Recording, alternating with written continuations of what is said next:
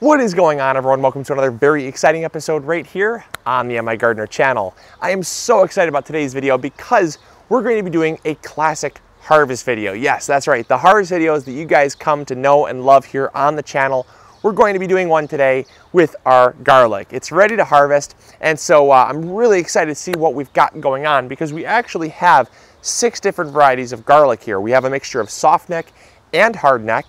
And I am just so excited to see what we've got because garlic is one of those crops, a lot like potatoes, a lot like carrots. You really don't know what you've got until you pull it up. So it's going to be very, very interesting. One of the things that we do have going for us is the season was very wet. Now for most of the crops in the garden, things don't really like really wet weather, but when it comes to garlic, it does not mind it. Now obviously there is a point where there can be too much water, but when it comes to garlic, in our experience, the wetter you can keep it, obviously without crossing that threshold of too much water, the wetter you can keep it, the bigger the cloves get, or the bigger the heads get. And now, one of the things is a lot of people ask us, when do we plant? We planted in the fall. Now you remember, we did a growing guide on them in October of last year. So a lot of people always ask us, Luke, is it too late for me to plant garlic? The answer is yes. In fact, we're pulling it up now. We won't plant it until October. The really nice thing is that the stuff we pull up will also be reserved for seed for the next year. We've not actually bought garlic in almost 2, maybe 3 years because we keep using the garlic that we've actually grown.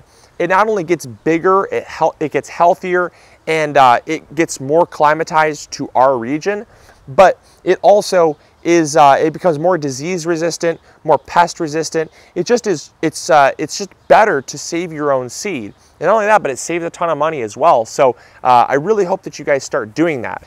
If you're someone who wants to try giving garlic a try for the very first time, or maybe you've grown it in the past but want to get back to growing it, and you need a place for seed, I would recommend checking out our website. We actually have a huge selection of garlic that will be available for sale. It's not available yet because garlic is harvested now, and then it actually has to go through a curing process of about 2 to 3 weeks before it's ready for sale.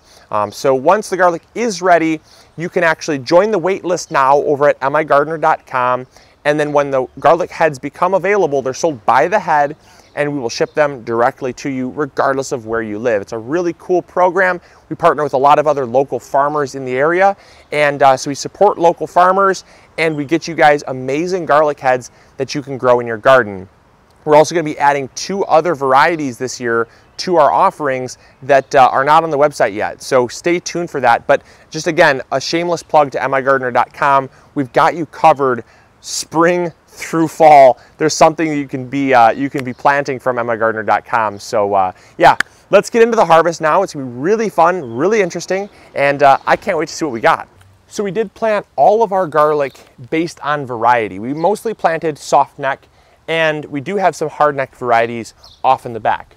The reason why we really like softneck varieties is, yes, they tend to be smaller in colder climates like here in Michigan, but the thing is they don't form scapes. I like scapes, don't get me wrong, but scapes tend to steal energy from the bulbs, and you tend to get more garlic in a softneck head than you do in a hardneck. In colder climates like zone 5, 4, 3, and so on, just colder climates in general, you have to go with a hardneck because softnecks will not, they won't perform well at all, and some don't even survive the winter. Here in zone 6 though, where we're at in Michigan, we could plant softnecks and get by with it, which is kind of why we do. But you know, even northern Michigan, Wisconsin, Minnesota, North Dakota, places like that, you just can't plant a softneck. It won't do well. So that's why there are some hardneck varieties, but they tend to be a little more wasteful because part of the head is the stalk itself, or the hard neck where it gets its name. Whereas with softneck, almost the entire head is usable garlic, which is awesome. Now, one mistake I see a lot of people making when they're harvesting garlic is just a quick little tip, is after they harvest, they have a lot of dirt on their garlic heads, and then what they do is they wash them off. Don't do that. What you want to do is you want to just pull them off like this, leave them dirty, and let them just cure. We usually put them on a pallet or something that we can elevate them to get airflow all around the garlic heads, and the dirt just dries. And then we just take a really light bristle brush, and we'll just brush them off lightly. It's really important that you do not wash them, because if you get them really wet, that can cause mold and mildew. And if you scrape them right now, you can actually peel back some of that softer skin, and then that reduces the shelf life of the garlic. The other thing I was going to note, we always get asked, is when can you tell garlic is ready to be harvested? Well, you look for the plant to still be standing. You don't want it to fall over. You don't want it to be completely dead, but you want about 2 to 3 sets of leaves to be brown or yellow and withering away. Those leaves are what forms the skin on the onion. If you have too many, like let's say you let the entire plant die back, those would all form a skin around the garlic. And the garlic, it needs to be able to dry out in order to cure properly. Too few skins and it will dehydrate and you'll have just basically garlic raisins. Just like raisiny, dried up garlic that has no moisture. However, on the flip side, again on the extreme, if you let everything dry back, those will all form skins, and that holds on to too much moisture, and then you have mold and mildew. So you want about 2 or 3 skins and no more than that. So this is right about perfect to harvest here. So we've got this one here. Perfect. Oh, and these are just absolutely beautiful. Just give them a light brush off, but no more than that.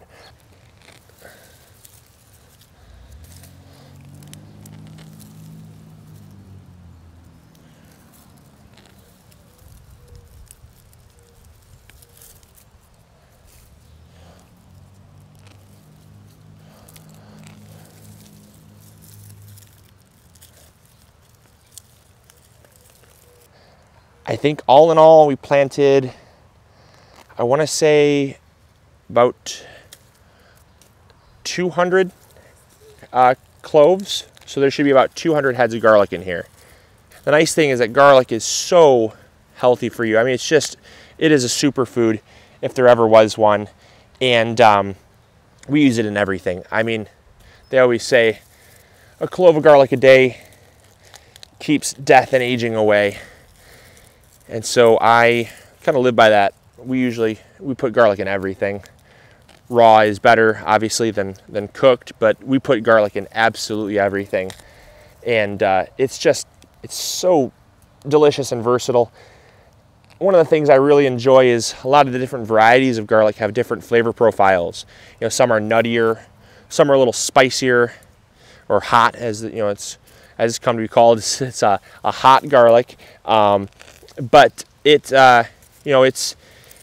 just fascinating, the different varieties that are out there, and just the flavors, the growth habits, everything. It's so much fun to grow garlic, and they're so easy to grow.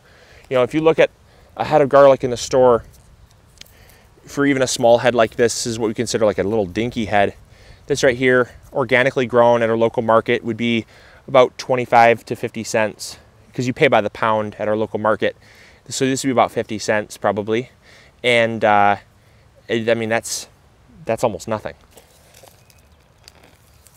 Oh my gosh. Holy smokes. This was like three heads of garlic all fused together. Give it a gentle knock. I try not to knock it too much because you can bruise the garlic that way, but it's like it's 3 heads of garlic all fused together.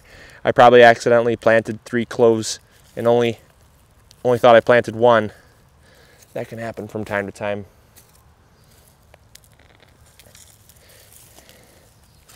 And other people have asked me, Luke, how do you know if your garlic is going to be good or bad? Is there a way you can tell? Well, there is a little cheat. The size of the head of garlic is directly proportionate to the size of the neck.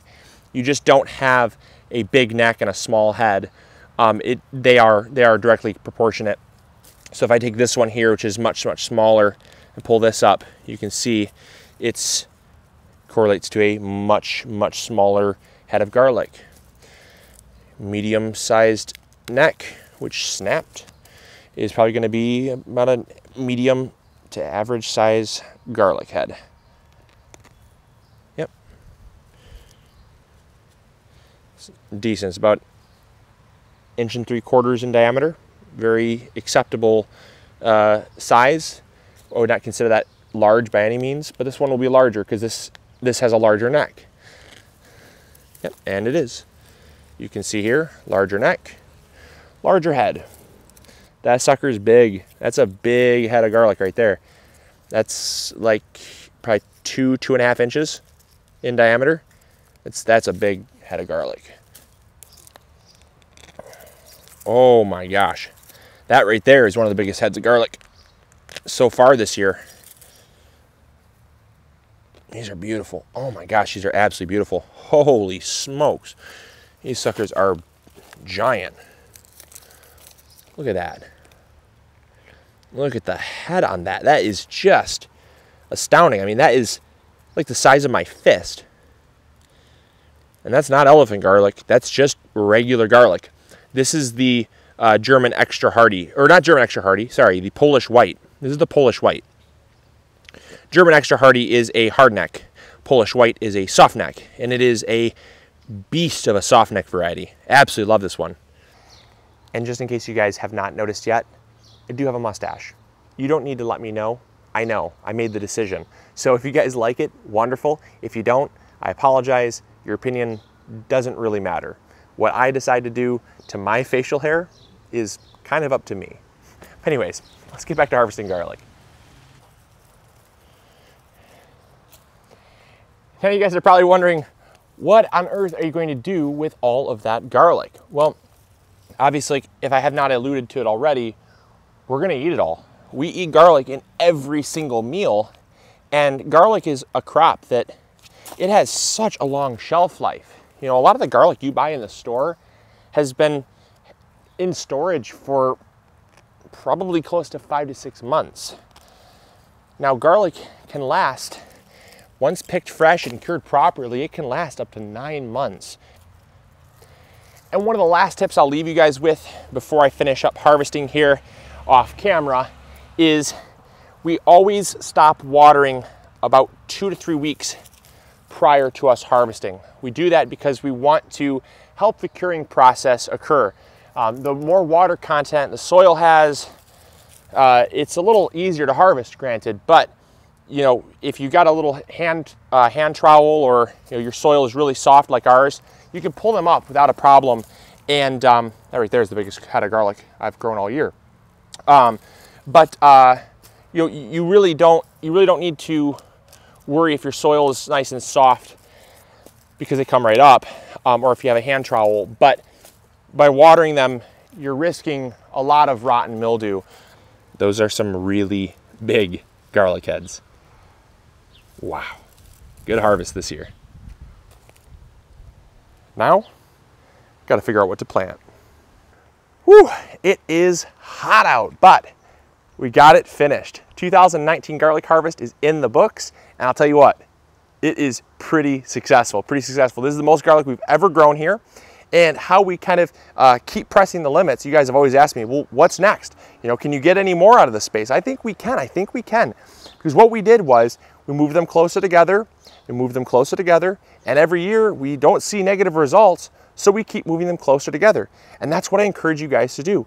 You know, high intensity gardening is based on, you know, high fertility soil, you know, planting as closely together as possible and making sure that everything remains stress-free and things grow really well. There's no competition, and so things can kind of grow to their potential. And so what we found this year is that at 3-inch spacing, we did not have a problem at all. So next year we're going to move them to 2.5-inch spacing between plants, and we'll see where we get from there. If things still are the same size and things are still super healthy, well then we're going to space them out 2 inches apart. And we basically space them closer and closer together until we see negative results, because then we realize we passed that threshold of too close. So, but like I said, there's our harvest. We got 260 heads of garlic, 260 heads of garlic. So I hope you guys enjoyed. I hope you learned something new. If you have any questions, post them in the comments box below. And also remember to check out MIgardener.com to join the wait list on those garlic heads. And also stay tuned for the new ones that we're going to be releasing very, very soon. The other thing I wanted to remind you guys is if you have not yet subscribed, make sure to do that. We're coming out with amazing new content every single day. Our garden is just coming into its own right now. So we're gonna have so much more coming at you really soon. And I hope you guys enjoyed this one. And until next episode, we'll catch you all later. Go big or go home. Bye.